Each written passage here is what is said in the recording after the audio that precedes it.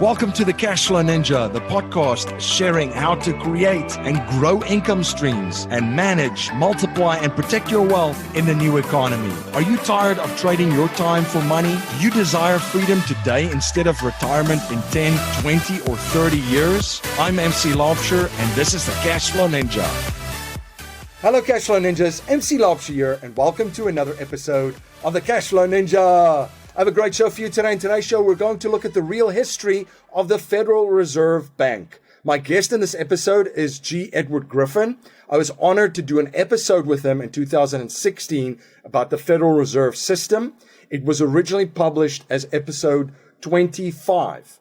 You know, guys and girls, there's so many of us that get up to commute to work, and it takes about an hour and a half to commute to work every day. And then the work day is about 8 to 10 hours where we work for money. And then we get in a car again and commute back from work to our loved ones. Another hour and a half. And this is simply to earn money. And this is all done for the purpose of money. But not a lot of us step back and think for a minute exactly what money is. What truly is money, and how does money work? And I have to say, like, one of my biggest aha moments for me personally was when I picked up a copy of G. Edward Griffin's book, The Creature From Jekyll Island, a second look at the Federal Reserve system. And I think today's episode is another episode that all of you will find very, very valuable, old and new listeners. And it's an episode that's going to help you really help to understand the money game and how money really works. If you're interested in joining our investors group, you could go to cashflowninja.com/investors group and fill out an application form, and or email me at info@cashflowninja.com to start the discussion to see if you're a good fit for our group. And if you're in the Philadelphia, Bucks County, and Southern New Jersey area, we are hosting a live investors meetup event every month in Newtown, Pennsylvania. For more information on the monthly event and information on how to join us at our next live event, you could go to cashflowninja.com/events. And I'm also speaking at the Multifamily Investor Nation Summit coming up on June 27th through to June 29th. It's a 3-day information-packed event for multifamily investors with over 1,000 attendees and over 50 speakers. You'll hear from experts about finding deals, raising capital, underwriting strategies, selecting markets, and so much more. To access the event, you could go to apartmentevent.com to grab your ticket. And when you use promo code NINJA, you get $100 off. If you are like many of the listeners of the show, you're always looking for unique ways to protect and grow your hard-earned capital. But sometimes that's easier said than done. The key to investing late in the cycle is identifying favorable opportunities on a risk-adjusted basis. That's where our friends at ASIM Capital come in. Since 2011, ASIM has helped more than 300 accredited investors allocate more than $20 million to mobile home parks, self-storage, and workforce housing due to the ability to generate asymmetric returns while protecting their investors' portfolios. If you're interested in learning more, head over to asymcapital.com. That's asymcapital.com to get instant access to their investment offerings. MC Laubscher here, the host of the Cashflow Ninja podcast and also the president and chief wealth and investment strategist of Producers Wealth, where we help our clients integrate cash flow banking, also known as infinite banking, with their business and investments. If you're interested in learning more about how we create strategies that integrate cash flow banking and investments to turbocharge them, you can access a video series at yourownbankingsystem.com. That's yourownbankingsystem.com. I'm honored to have Mr. G. Edward Griffin on the show today. Mr. Griffin, welcome to the show. Thank you. I appreciate being invited. Can you please share a little bit about your background and your journey and what revelation led you to write and expose how the world's monetary system really works? Oh, sure. I'd be glad to. Everyone likes to talk about themselves, I suppose, but that's the least important part of this story. But in a nutshell, MC, I really didn't expect to be doing anything this profound or this complicated on money. Back in the day, as they say, when I was just a young fellow trying to figure out what the heck I was supposed supposed to do with my life, I had decided I would start applying some of the skills I learned in school, which was I went to the University of Michigan and learned something about communications and television. I worked in a television station in Detroit for a while, so I thought that was my field. And so I decided I would start to produce little bootstrap type documentaries on items that were intriguing to me. Well, in those days, we're talking about the 1960s, a documentary wasn't as developed as it is today. And certainly in my financial category, it meant what we used to call film strips. And those were little strips of film, like 35 millimeter film, and with a series of single frames on them, very much like a slideshow. And there was usually a recorded soundtrack that was played on a big disc and later on tape recorders. And every time it was time to advance the frame to the next one, there would be a beep in the soundtrack. And there was some poor soul sitting there at the projector that turned the wheel to the next frame. Now that's the kind of the so-called documentary that we were producing in those days. So anyway, that's a little side trip, and I enjoyed thinking about it. But anyway, so I decided I would produce a documentary of that nature on the topic of inflation. And I knew there was something funny about inflation, that most people had no idea, including me, of what caused it. We all thought that it was caused by somebody in the market. If prices were too high for food, for example, the inclination was to blame the farmer. Well, he's making too much money. He's charging too much. We used to think for growing things. And the farmer would say, no, we're going broke. It's the middleman. They hammer us down into the ground. They don't pay us enough, and they mark it up to the grocery stores and so forth. The grocery stores said, oh, no, not us. It's the unions that are driving us out of business because the wages are too high. And everybody's pointing the finger at somebody else. And I had a feeling there was something fishy about that. So I thought I would get to the root of it. I decided to do a documentary on inflation. I never did do the documentary because I got distracted by other things. But in the process, I had acquired a lot of research. And I'd filled a couple of banker boxes. I guess in those days we didn't have banker boxes, but they were cardboard boxes with papers and books and recordings and things like that. A few years later, maybe 5 or 6 years later, I got an invitation from a group of literally little old ladies in Pasadena. They had a study group there on taxes. It was an anti-tax kind of a little study group. They were not activists. They were just a study group. And they wanted me to come and speak to their group on taxes. And I said, well, I don't know much about taxes as such, except that they're too high, and I'm against them. But other than that, what can I say? But I could tell you something about a hidden tax. Oh, what's that? They said. Well, that's called inflation. It's a tax, and you have no control over it, but you pay it whether you like it or not. Oh, that's good. And, of course, the idea was that they just wanted a free speaker, and that was me, so they didn't care too much, I don't think. But anyway, I dug into my closet and pulled out those boxes of research material, and I was amazed at what I had acquired, and I hadn't been through all of it, but I did the couple of days before that. I went through all of that stuff, and I was overwhelmed with the information that was sitting in those boxes. So I cobbled together a presentation on the hidden tax called inflation, and it went over pretty well. And they said, gosh, that's very good, Edward. You ought to put that on the road.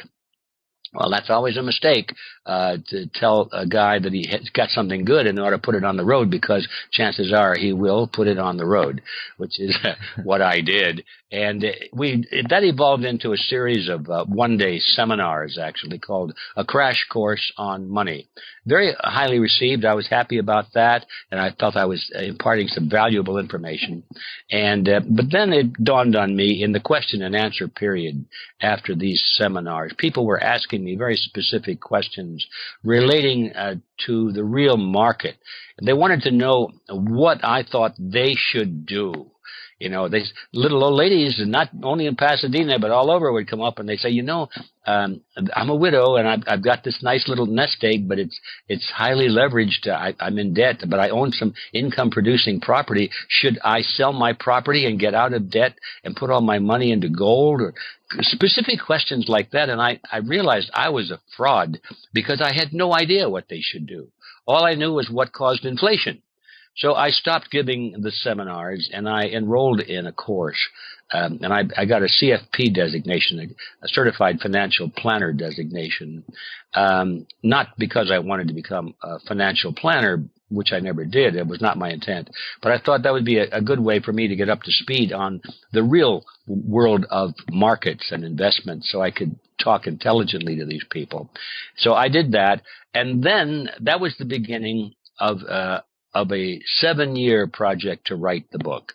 So it was a long, involved process. And had I known what was involved at any point along the way, I probably would not have dared to undertake it because it was much bigger than I thought.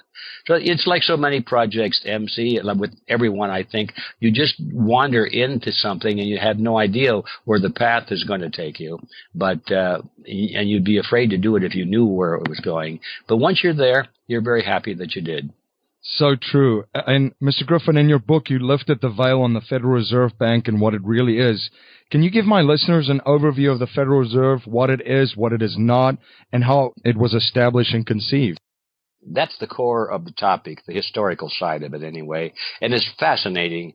When I tried to write this book, not the way so many other books have been written on the Federal Reserve, which are highly technical treatises, it seems like everyone's written on this topic, and they get lost in the labyrinth of discount rates and the discount window, how many members on the board of directors, who appoints them, and the technical stuff, and the loan to asset ratios and all of these things.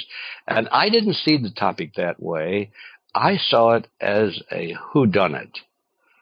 This was, to me, one of the greatest crimes in history. It was the crime of legalized theft, plunder. I'm not exaggerating in any way when I use those words. Legalized plunder, to me, is a very soft phrase. I could think of other ways of describing it that are probably more accurate but less socially acceptable. It was a crime, a huge crime, and I thought, well, let's talk about the crime, what motivated the criminals, what the prize was, why they were doing this, what impact that has on its victims, even though many of us did not know what price we were paying. So that's how I wrote the book, as a crime, who done it, and I figured out who did it and where the body is buried. And so I wrote the book as a series of stories, talking about the people involved and their lives and their motives and what they did and what happened and so forth. And so that was how I approached the topic, and it turned out to be a wise thing, I think, because we've had a lot of support for the book over the years. It was published in 1994, and I was just sort of chuckling and cackling as I looked at the latest printing that came in from the printer just the other day.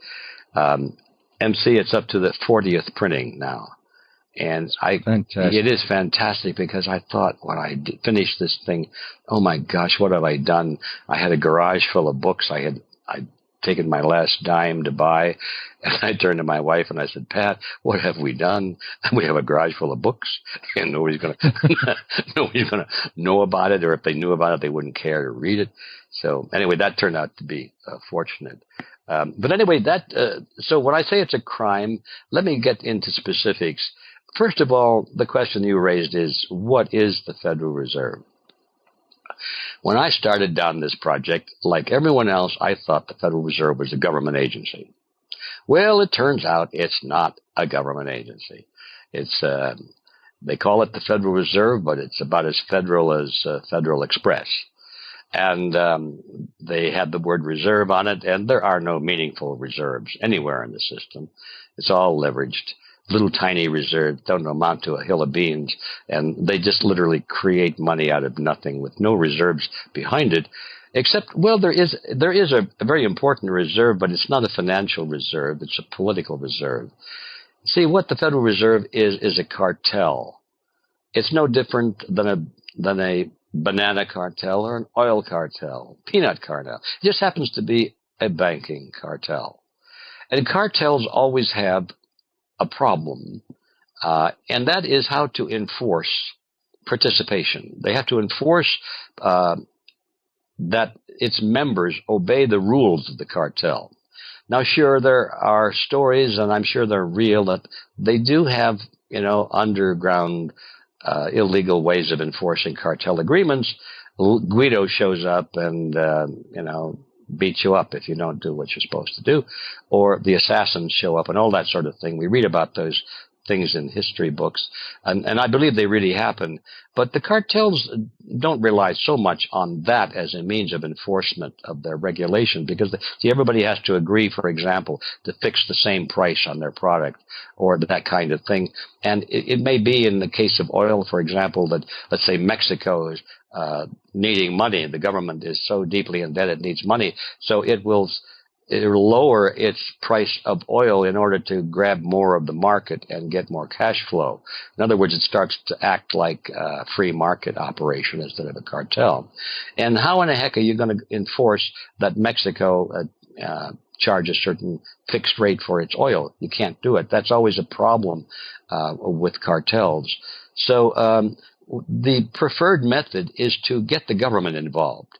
All cartels and monopolies like to go to the government, and under the guise of protecting the people is always the cry.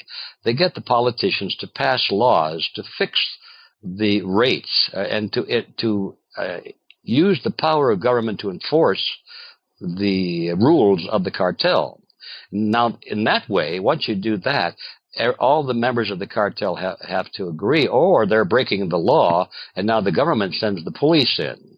And now that's how cartels enforce their agreement, is by bringing governments into the arrangement as partners. That's exactly what happened with the Federal Reserve System on the Jekyll Island back in 1910.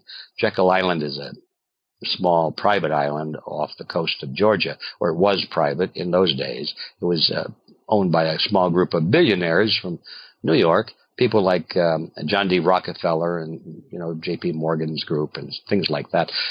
These were the richest people in Wall Street, the tycoons. It was a resort island, and it's where they went with their families to get out of the cold of New York.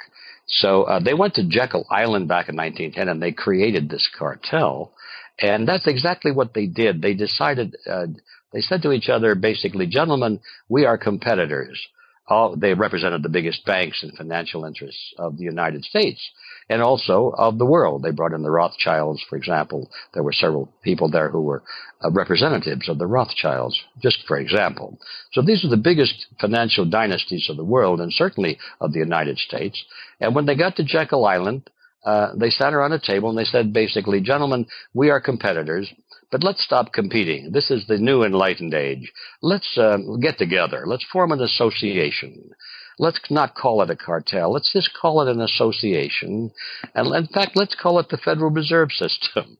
And we will write out the rules and regulations that will guide our own action, and it'll allow us to control the entire field of banking and interest rates and money supply and all of that to our best interests. But we'll have to sell it and package it so that it looks like we're doing this in the name of protecting the people. That basically was the scam. That's what they did. They created a cartel agreement that very much favored those powerful banks and allowed them to control their market without having political interference. But they made it look like it was a political body so that the people would be content, thinking that finally there were laws in place that would control those big bad bankers. Well, they didn't realize that the laws were in place, but that the laws were written by the big bad bankers. And that's the reason they met on Jekyll Island, by the way, because it was secret there. There were no prying eyes. It was just a few of these guys. There were 6 of them, and they sat around the table, and it was very private. And they denied to the outside world for a long time afterward that they even were there. They said, no, there was no such meeting. That's just nonsense. That's just foolishness. And then later on, they admitted, yes, well, we went, but it was a duck hunting trip. And then finally, much later, after the Federal Reserve was passed into law and became revered by the American people as a great American institution, well, then they started to admit that, yep, we had the meeting, and it became funny after a while because when I was reading all these books, many of them written by these men themselves, it seemed like they were competing finally for the position of being revered as the most important and influential person at the meeting. And all of the details came out in their private memoirs. Their biographers wrote about it eventually. Some of them wrote magazine articles that were published in the Saturday Evening Post. And if one is diligent enough and they go to the archives, you can pull out all of the intimate details of what happened on that meeting on Jekyll Island, which is why I call my book The Creature From Jekyll Island, and what happened, what their motives were, and so the story is all there. So getting back to your question, MC, the Federal Reserve is a private cartel, and it's all dressed up to look like a federal agency, a government agency. It is not. It does have the president is given the power to appoint, the chairman of the Federal Reserve. That's about it. But if you'll notice, the president never selects anyone for chairman of the Federal Reserve who is not part of that community of special banking interests. They always come from that group itself. And it's a dead giveaway when you realize that none of these chairmen from the Federal Reserve that are appointed ever come from the private telephone books of the presidents who nominate them. In fact, I cannot think of any chairman who was even known to the president who appointed him. The presidents don't even know these people, and yet they appoint them. So that should get you thinking, well, why did they appoint this person? And, now you're into influence, political influence. Who made the biggest donation to the campaign of the president? What obligations and deals did he make, and so forth? And you finally come to the answer to that one. So that's what the Federal Reserve System is. It's a cartel. It's a legalized program of plunder. And it's plunder because, you see, the Federal Reserve now, or let's call it the banking cartel, now has control over the nation's money supply. Just think about that. Think about that. And people still think, as I did when I started on this project, I thought that, the money of the United States government is issued by the United States government. Wrong, that's not it. 0 points. Yeah. The money is actually, it's printed by the Treasury and all of that, but it's actually upon the orders of the Federal Reserve System. The bankers say to the government, they say, okay, we need so much more currency today in order to keep a certain amount in circulation and keep the banking system nice and fluid. But the currency itself is only a very small percentage of the total amount of money. Most of the money by far is actually checkbook money, digital money. It doesn't exist in any physical form. And, for every dollar that's created as a piece of paper, there are thousands and thousands of them that are created as digits. So anyway, all of the money, the United States money, even though it says United States of America across the top of it, or United States, it has nothing to do with the United States, except that it originates in the United States. But it's originated by the banking cartel that we call, very reverently, we call it the Federal Reserve. And so if you have the power to create money, just think of what, that would be a cool authority to have. You can create money at will. As I go from one aspect of this to the other, I see certain hot points that, in my own experience, my own awareness came as big surprises with a lot of exclamation points. And when I suddenly discovered that the banks were creating money out of nothing, I thought, well, what, are they just creating it and spending it on their limousines and their yachts and so forth? And no, that's not how it works. They create the money, but it sits idly in the computers or in the vaults waiting to become money. And it doesn't actually become official money until it is borrowed by somebody. See, that's the trick. And it's not too difficult to understand, but it's something you don't think of unless you're part of the banking fraternity. See, the banks have all this money available to them, but it's not really money until somebody like you or me, we walk into the bank and say, "Hey, Mr. Banker, we'd like to borrow some money for a new car." Well, and they say, sit down. They ask you to fill out the form. They ask all your private questions. They want to know your blood type and everything. But they don't really care because they don't have any money anyway, but they're going to create it for you. And so if you look like you're a nice, reliable person and you're going to pay back plus interest, they'll say, okay, here's your 24 or 25 or $32,000 or 40. Well, depends on what kind of car you're going to drive. Hey, here's your money. Now you go buy the car. Well, what we don't realize is that money didn't exist at all before that loan was created. And that is how the banking cartel creates money. It's literally, well, I was going to say it's out of nothing. And that's a good way of phrasing it. They create money out of nothing. But it's worse than that. They create it, right. They create it out of debt. And that's what I mean when I say you have to borrow the money into existence first. So back to the point that the banks don't really spend the money they create. They loan the money they create, and they make interest on that. And so that's how they thrive. That's how they grow and prosper, is with this thing called interest. And interest is a misnomer, too, because you would expect interest to be properly defined as a surcharge or an extra amount of money built on a loan. Well, when you analyze this process, there's no loan going on because there's no money to be loaned. The money is created. There's no money sitting in a bank to be loaned. Now, if it were, if you had a stack of gold coins or silver coins or even a stack of money that was backed by something of intrinsic value and you loaned that to your neighbor, that's a loan. But the banks have none of that. They have just a little tiny bit of deposits in the vault or on the books to make it look like they've got money. But that is nothing compared to the amount of money they loan into existence. So what's really happening there is that they are creating money, not loaning money. They create money on your behalf, and if they're smart, they will, well, they're always smart, but one way of doing that is that they ask you to sign over something of intrinsic value to back up that creation of money. They may want a deed on your farm or your house, or they call it a mortgage, or they may want the pink slip on your car.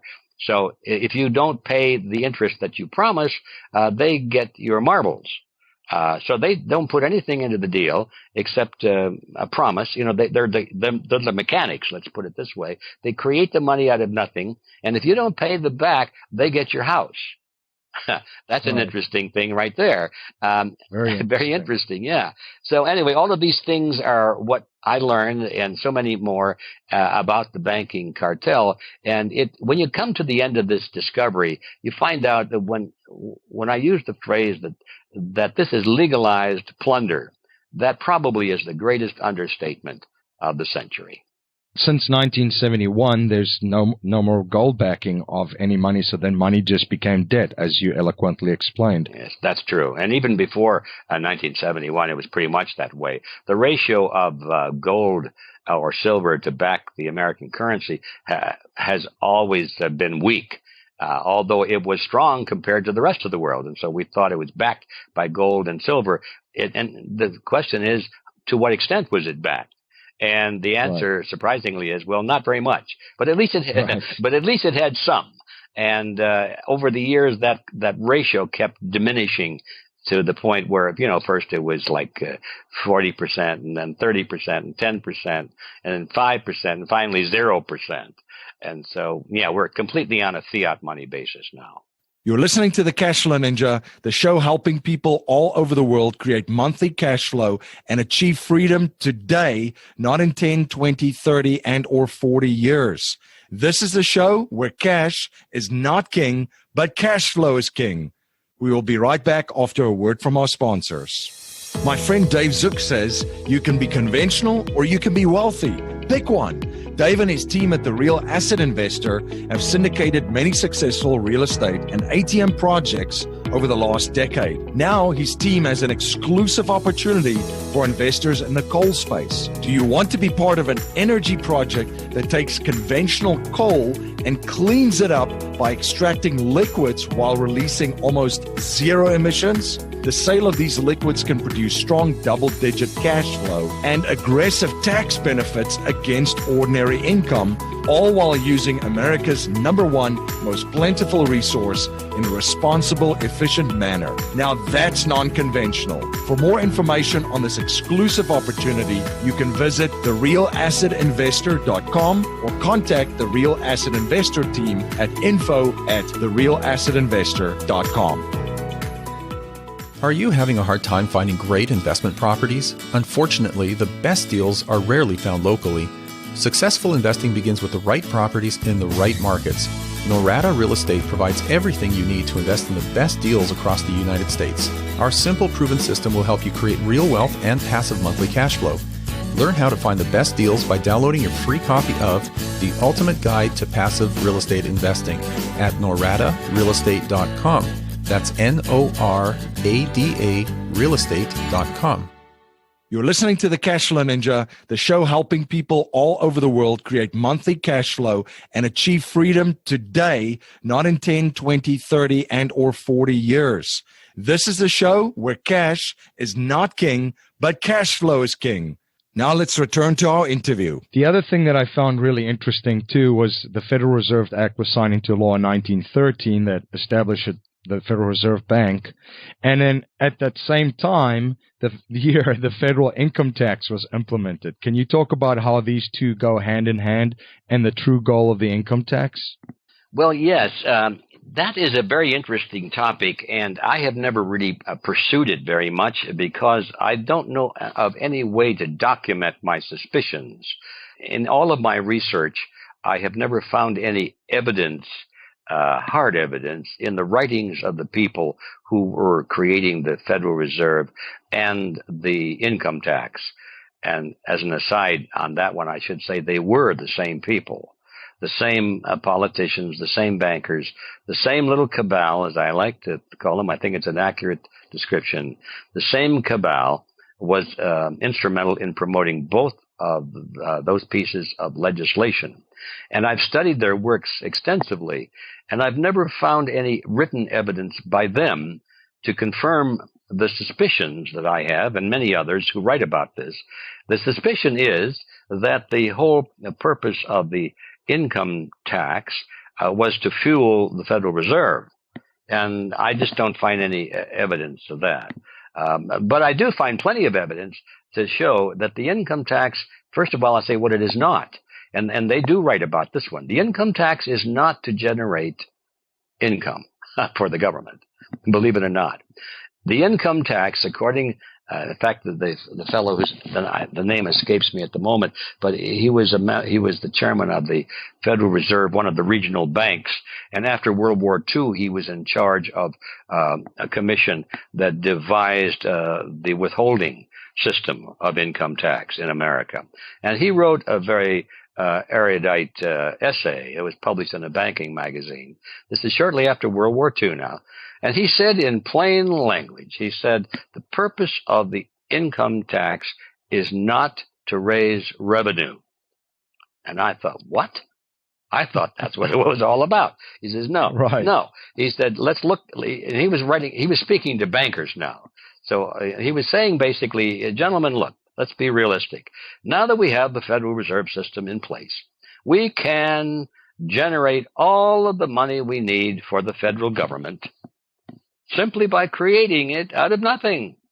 All the government has to do is issue a bond, an IOU, a bond or a treasury note, and we take it. We'll take it. We say we buy it, but we'll just take it. And in return, based upon that little piece of paper, that IOU, we can create that amount of Federal Reserve notes and give it to the federal government.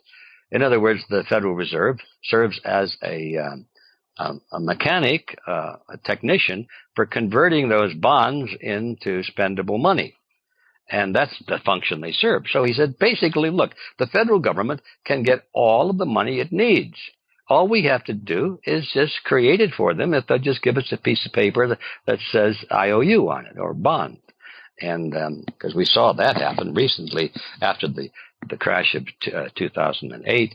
Congress was raising its hand to vote in billions and billions and billions of dollars to bail out the banks and everybody else in between. And nobody ever questioned where that money came from. The government didn't have it. The Federal Reserve didn't have it.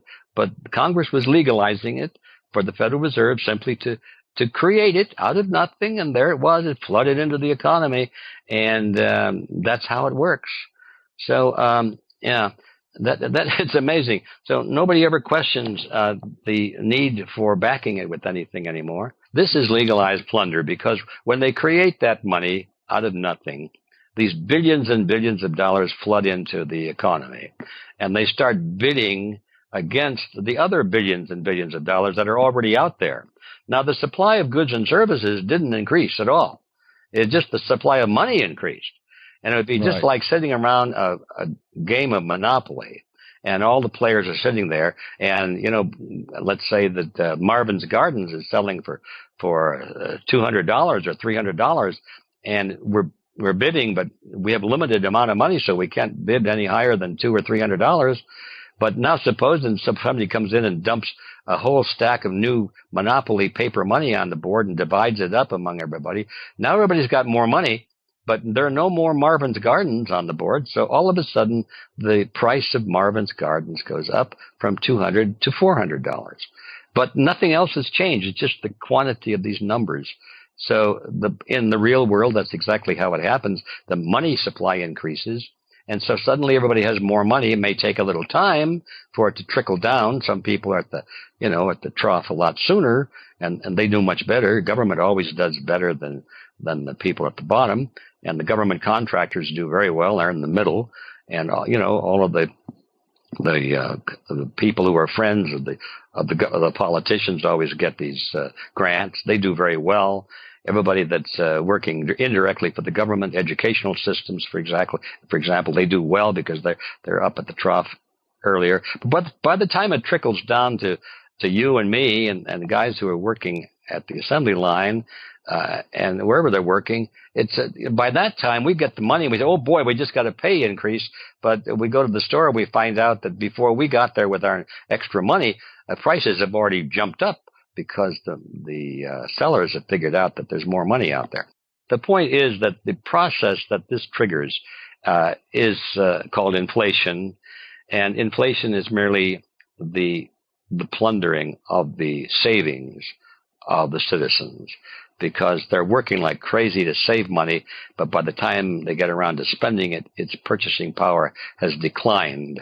And the difference between what it was worth when they earned it and what it was worth when they spent it is that little tiny margin that was plundered from them. They don't even know it, but it was stolen from them, and it was stolen by that partnership between the bankers and the politicians, and the instrument of that theft is the Federal Reserve System. And of course, if you can just create money out of thin air too, you won't have a problem to fund wars. And of course, all the public works that you promise in the elections and so forth. So this goes nicely hand in hand. The other thing that actually made the hair on my back stood up when I was reading your book in 2009, there was a statement, bailout is the name of the game. And you spoke about bailouts. Now, we've seen a new model implemented in, for instance, in Cyprus with bail-ins, and there's some legislation in the Dodd-Frank that a lot of folks are talking about right now, which puts the bail-in provision where they can reach the savings of the bank depositors. Can you speak to this new model? Oh, yes. Isn't that clever? I mean, these people are really clever. You have to understand that we're dealing with the top of the craft of con artists here. And they really, I think they deserve a medal for being the best con artists history has ever seen. And the reason I call them con artists as opposed to just plain criminals is because although they are criminals, they have a way of disguising their crime so that the people think it's wonderful. How many people are getting ripped off and stolen from and plundered, and they think, oh, these are nice people. They're protecting us in some way. And they praise them. And they go to banquets, and when they walk into the room, everybody stands and applauds and so forth. Then that's a con artist. If you can plunder a citizenry and get them to stand up and applaud your entry into a room, you're good. And this is what we're dealing with. So, yeah, the bailouts, of course, everybody understands that pretty well. Banks go bankrupt because they are not held responsible for their investment decisions. They make wild loans, knowing full well because of their partnership with the politicians. They know that if these loans fail and it negatively impacts the books of the bank, and they go into what is officially bankruptcy because they've lost all these mythical assets, that instead of having to go out of business, they can go to Congress, and being the good con artists that they are, they tell Congress, which is made up of other con artists also. And so one group of con artists from the banking side is speaking to the other group of con artists on the political side, and they say, look, we need to sock it to the taxpayers and get money enough to bail out our losses. And so let's figure out a way to make it sound like we're doing the world a favor. And so they come up with stories like, oh, yes, if this venerable bank bails, America will collapse. It'll be terrible. The whole system will collapse. Children will no longer have milk to drink. People will be unemployed, will be weak, and perhaps some some foreign enemy will attack us in our moment of weakness, and the economy, everybody will suffer if we don't bail out the bank. And so Congress says, yes, you're right. So in the name of humanity and patriotism, we will authorize the banks to create an extra $20 billion and distribute it among themselves, and we'll bail out the banks. So that's the bailout. And that's happened, as everyone knows now, many, many, many times. And even though the press is fairly dutiful in reporting this as though it is a patriotic event, still the information has been trickling out so much, the average person is getting the idea that this is not a hot deal for them. So now the con artists have said, okay, we can't play this card anymore, or not very many more times, so we better come up with a different game. And they said, let's call it the bail-in. Now that'll confuse everybody, but because nobody knows what a bail-in is. So they have very complex ways of explaining it. But when you strip away all of the con artist language and look at exactly what it is the banks have gone to their partners in government and said, look, we want you guys to write a law that will legalize our plunder in this way. We are going to plunder our depositors. Instead of the citizens in general, we're going to just plunder our depositors. Now, they've got all this money sitting in our bank, and they think it's theirs. So what we want you to do is pass a law that says, no, it's not theirs. It's ours. So that when we get into trouble financially and we need another $1 billion or so, we don't have to go to the taxpayers. And the politicians are saying that's a good idea because the taxpayers are the ones that vote us in and out of office, and we're not going to support another bailout. So, yeah, if you're going to steal money from the taxpayers, you better do it another way. So the politicians are glad to hear that they have another scheme, and so they call it the bail-in. And what it simply means is that it's a means of stealing the deposits of the people who put money in the bank and just taking it and saying, okay, we need it to cover our losses. Thank you very much. That's what a bail-in is all about, and it's legalized by their partners in government. So first of all, they had to legalize it. They had to make a clear statement that the money really doesn't belong to the depositors. Now, they phrase it in this way. They say, if you put money in a bank as a deposit, it's the same as making an investment in a company. You are now investing in the bank. So now the money is owned, or it's the property of the bank. Now, if the bank needs that money just like a corporation. You buy stock in a corporation, and if the corporation it needs your money to cover some bills, it just takes your stock investment and uses that money to pay its bills, because you gave it to them and entrusted it to them, and they have legal right to do whatever they wish with it. And you just hope that they're going to produce a profit with it. Well, now that's what the banks have decided that should be the arrangement with deposit money. And that is exactly what the governments have agreed to do, because naturally they always do what the banks want them to do. So now that's what a bail-in is. It's the legalized authority to take depositor money and use it to cover the losses of the bank. And now that leads to another interesting question, which is this cashless society. Because once this information gets out that this is what's happening, you know what's going to – a lot of depositors are going to say, well, why should I have money in the bank? As long as I have any meaningful amount of money in the bank, a large amount, my life savings, for example, and it's sitting there in the bank, well, those dirty bankers could come along and just take it, and they'd be right. So a lot of people are saying, well, I'm going to get my big deposits out of the bank. I don't want them to steal my money. So they're withdrawing money from the banks, the big depositors, and they're finding someplace else to put it. For example, maybe they're buying gold or silver, or they're buying inventories. They're putting it into their businesses, or they're putting it into some kind of tangible assets of some kind, and they're getting it out of the banks. Well, the banks don't like that.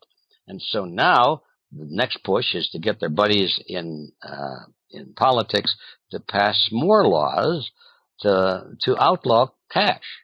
Now, if you can't get if all money is digital, and you're not allowed to carry money around in the form of folding bills or coins, everything is done through a credit or a debit card, a bank card of some kind. It's all digital. That means all the money in the world is in the banks, and you can't get it out unless you just literally spend it on something. But you certainly can't put it in a tin can and bury it in your backyard. You can't put it in your mattress. Right. So that's the part of the sector that the bank is now going after. They do not want you to withdraw your money, so they're making it very difficult, and they're calling this a cashless society. Now, it's supposed to be for your convenience, of course. All of these things are done for you, they say. Right. That's the deal. But we know that the whole idea is that they do not want you to withdraw your money from the banks. So there you have it. Once again, it's another example of legalized plunder.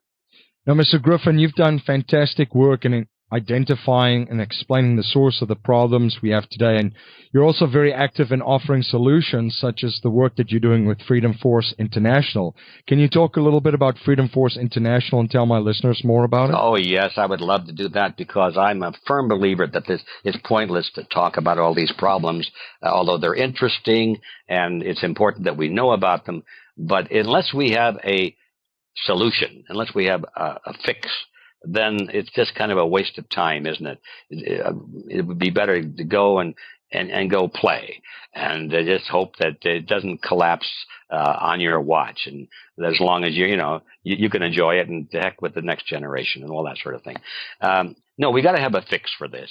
And I have gradually come to the conclusion over the years that the real fix is to restore this concept of freedom of choice into our lives.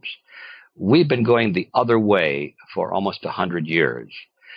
There is a political, or I should say an ideological point of view out there called collectivism. And it has been growing and growing for the last 100 years. It was firmly planted in the United States during the Wilson administration, and it has grown ever since, to the point where now it is the dominant political and economic and social ideology of not only America, but the world. It's called collectivism. And that is the generic word for all of these isms that we don't like socialism, communism, fascism, Nazism, all of these things. If you peel off the labels, you'll find that they're 99% similar underneath. And it's those similarities that we need to look at. And when you add those together, it's called collectivism. In a nutshell, MC, it's the philosophy that the the group is more important than the individual, and that the individual must be sacrificed, if necessary, for the greater good of the greater number. And that's the idea behind it all. And we've been taught that in school. I was taught that at the university. And I thought, well, that makes sense. The greater good of the greater number. It sounds so wonderful. But what it actually turns out to be in the hands of con artists, like we've been talking about, the con artists see that as a great opportunity. They can sell anything. A con artist can sell anything under the label of being for the greater good of the greater number. And that's exactly what they do. All of the great atrocities of the last 100 years have been sold and justified under that sales pitch. And so collectivism is really the enemy. I mean, this is such a deep topic. I'm going to just insert a little pause and make a commercial. If any of this interests your listeners, I urge them to come to the website of freedomforceinternational.org and see what we have to say on it. There's so much on this topic. But the point is that Freedom Force International is an organization that was created by me back in 2002. And the idea was to pull together people of understanding, awareness, like mind, that understood that collectivism was the problem. And therefore, we understand that the solution is to replace collectivism with its opposite. And its opposite is called individualism. And there's so much to be said on that. Individualism is the concept that says that the individual is the core of society and not the group. And that I'll just pause for a moment there and give a little explanation as to why we believe that. The group, what is the group? The shocking fact is that the group does not even exist. The word group is just a word, and it's an abstract idea. It's a concept in the mind. A group does not really exist outside of the mind. It's an abstraction, a mathematical concept. You cannot touch a group. You can only touch individuals. You see what I'm saying? It's like it's like the word forest. There's no such thing as a forest. It doesn't really exist. There are only trees. You cannot cut down a forest, but you can cut down trees. So it's a difference in focus. That the group doesn't really exist. Anyone that comes along and says, well, the group has rights that are bigger than the rights of individuals, they've made a terrible mistake, because the group doesn't exist. And so it means that you've opened the door for some con artists to stand up and say, we or I am doing this in the name of America or something, whatever group they choose to mention, or the name of this union that we belong to, or the name of this political party, or whatever. And they say, as long as it's done in the name of the group, then it's okay. Then Hitler did that. Stalin did that. Lenin did that. Mao Zedong did it. All of the great criminals of the last 100 years have always created their crimes in the name of being for the group, for the greater good of the greater number. Okay. Take just a lynch mob, for example. Nobody approves of the lynch mob, but when you think of it, it's for the greater good of the greater number. There's only one dissenting vote, and he's at the end of the rope. So it's clear to see upon analysis that some of the things that we were taught need to be reexamined, and we reexamine all of those things at Freedom Force International. We want people to become aware of the underlying problem of collectivism. We want to put that word back into the vocabulary. We want people to study and realize the huge advantages of individualism over collectivism. And then finally, the whole purpose of the organization is to turn that knowledge into political action so that we can replace all of the collectivists who are now in control of the political systems of the world, replace them with knowledgeable and aware individualists who have no axe to grind except liberty. That's what Freedom Force International is all about. Mr. Griffin, if you can't pass on any money to future generations and we're only allowed to pass on 3 principles to help them build wealth, achieve success and happiness in life, what would they be? Good question, MC. I think it's not the things we pass on. Of course, we some of us would be fortunate enough to have some physical assets to pass on if we're lucky, but they'll get spent or they'll rust or they'll be stolen or they will become of no value anymore. The physical things don't bring lasting contentment to people. The things that really count are your friends and your freedom to enjoy your friends. The things that really count are enlightenment and knowledge. At least for me, I guess I don't want to put my own perspectives onto everybody else. Maybe there are people who legitimately say, yeah, I get my biggest satisfaction out of life knowing I've got a bigger car and a bigger house or something. But I don't know of anybody that has that position for very long, because once they get that bigger house or that bigger car, then they go back to that steady, monotonous state of neither being overly happy nor discontent. They become bored. So to me, it's just it's a journey. I guess others have said it better than I. Life is a journey, and if you can think of a journey as being an exciting event, and a chance to learn and discover and understand, and especially if you can learn how to avoid some of the big, terrible mistakes and pass the tips on to the kids, that's a great thing. I found out in later years that, my gosh, I'm a teacher. I never thought of myself as a teacher, but I'm never happier than when I'm sitting down with some young person. And the younger, the better, and trying to explain something to them, and I see that look, that aha look, I get a big kick out of that, and I think most people do. So, I don't know. Back to your question, what are the three things? Advice. I don't know. I guess let's put it this way. I think we should first of all respect nature, and when I say that, I'm referring to this whole body of information that interests me on health, especially natural health. Finding out what the universe expects us to do with maintaining our health. And that does not mean loading up on chemicals that come out of a test tube. So I guess the first thing is to respect nature. The second thing probably would be to question authority. And then the third thing is to be true to your principles. Do what you know is right. That would be, to me, the three things that would bring the most contentment that I can possibly imagine.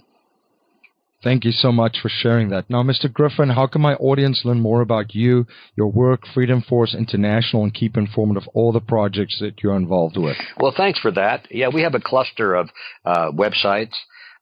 First of all, our commercial site where we sell things. We actually sell things, books and recordings. It's called realityzone.com.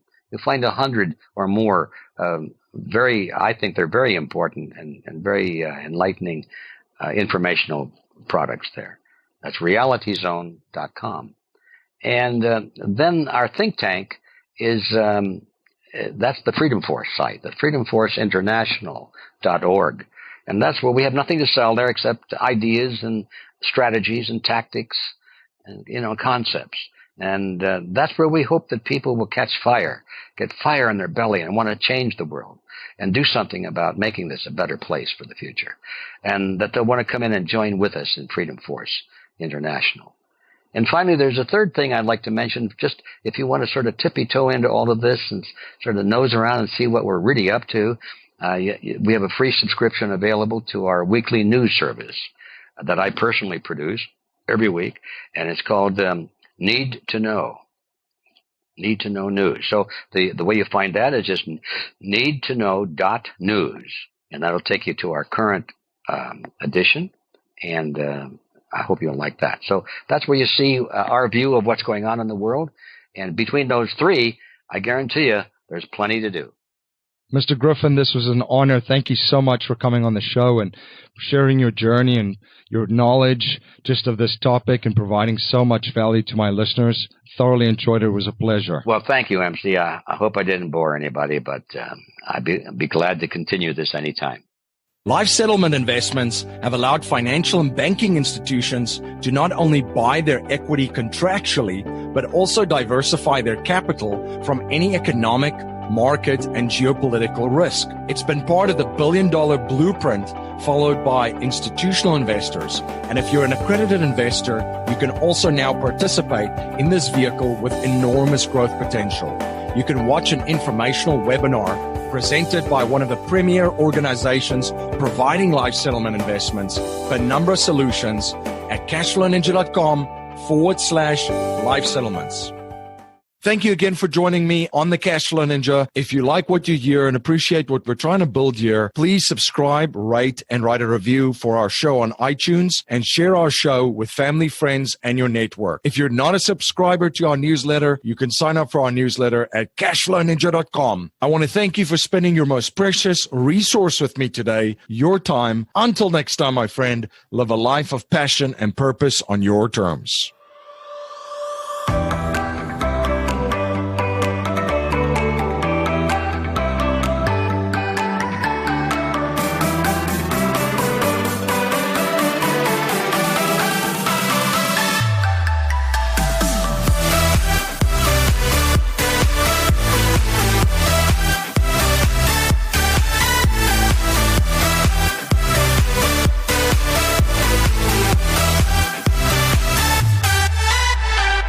This presentation is for educational and informational purposes only. The information being presented and considered does not consider your particular financial objectives or situation, and it does not make personalized recommendations. This material is not intended to replace the advice of a qualified tax and legal advisor or other qualified professionals, and you should not use the information in place of a customized consultation with a licensed professional regarding your specific personal financial objectives, situation, and needs. We believe the information provided is reliable, but we do not guarantee its accuracy, timeliness, or completeness.